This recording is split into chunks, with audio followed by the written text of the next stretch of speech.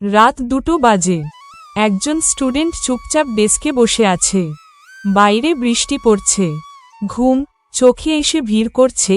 চারপাশে সবাই ঘুমিয়ে, শুধু সে জেগে। তার সামনে খোলা একটা বই, আর পাশে একটা মুঠোফোন। সেখানে বন্ধুদের মেসেজ আসছে, দোস্ত, নেটফ্লিক্সে নতুন সিরিজ রিলিজ হয়েছে, দেখবি? সে ফোনটা তুলে দেখে, একটু হাসে, তারপর ফোনটা বন্ধ করে আবার বইয়ের দিকে ফিরে যায়। এই ছোট্ট মুহূর্তেই গড়ে উঠছে তার ভবিষ্যৎ। কারণ ভালো কিছু পেতে হলে আজই স্যাক্রিফাইস করতে হবে। কিন্তু প্রশ্ন হচ্ছে, তুমি কি আজ স্যাক্রিফাইস করতে পারবে, নাকি কাল শুধু আফসোস করবে? ভালো কিছু মানে কি?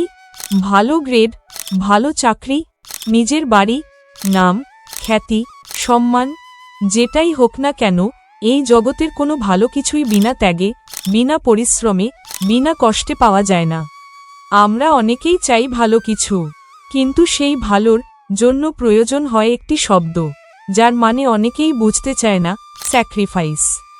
আর এই স্যাক্রিফাইস মানে কেবল একটা বা দুটো জিনিস ছাড়ার কথা নয়, মানে নিজের আরামের জিনিসগুলোকে আজ ছেড়ে দেওয়া, যেন কালকে নিজের স্বপ্নকে ছুঁতে পারো। যখন তোমার বন্ধুরা রাতভর পাবজি খেলছে, তখন তুমি ঘুমচোখে বইয়ে মুখ গুজে পড়ছ, এটাই স্যাক্রিফাইস। যখন সবাই লম্বা ঘুম দিচ্ছে, তখন তুমি ভোর 5টায় উঠে জগিংয়ে যাচ্ছ, এটাই স্যাক্রিফাইস।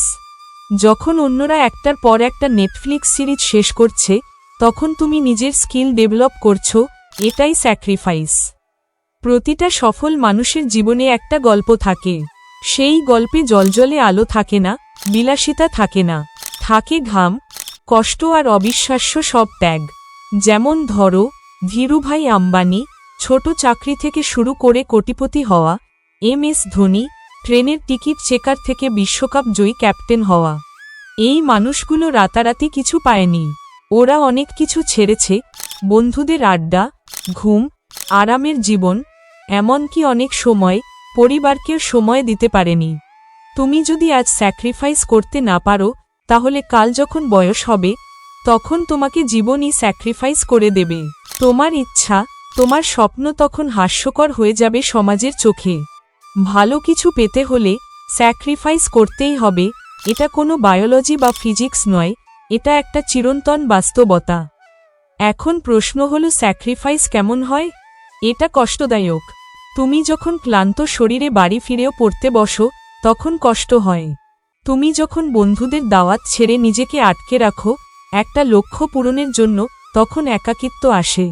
কিন্তু মনে রেখো, আজকের কষ্টটাই আগামীকালের হাসি এনে দেয়।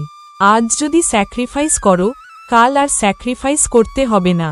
তবে আজ যদি আরামে কাটাও, কাল তোমাকে জীবনটাই স্যাক্রিফাইস করতে বলবে। এখন অনেকেই বলবে, জীবন একটাই, উপভোগ করতে এসেছি ভাই। এই কথা ঠিক, জীবন একটাই। তবে তুমি যদি এখন এক্সট্রা কষ্ট না নাও, 5 বছর পরে ঠিক এই কথাটাই বলবে, ইস, তখন যদি একটু চেষ্টা করতাম। সাফল্য একদিনে আসে না, প্রতিদিন একটু একটু স্যাক্রিফাইস জমা হয়, আর একদিন গিয়ে সেটা সফলতার পাহাড় বানিয়ে দেয়।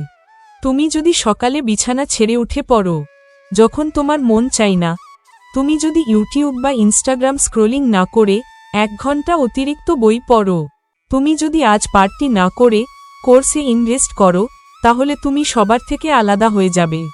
তুমি অ্যাভারেজ থাকবে না, তুমি এক্সট্রাঅর্ডিনারি হয়ে উঠবে। স্মরণ রেখো, স্যাক্রিফাইস মানে শুধু কিছু ছেড়ে দেওয়া নয়, এটা একটা বিনিয়োগ, অর্থাৎ ইনভেস্টমেন্ট। তোমার সময়, তোমার ফোকাস, তোমার এনার্জি সবই একটা লক্ষ্য পূরণের জন্য বিনিয়োগ করছো।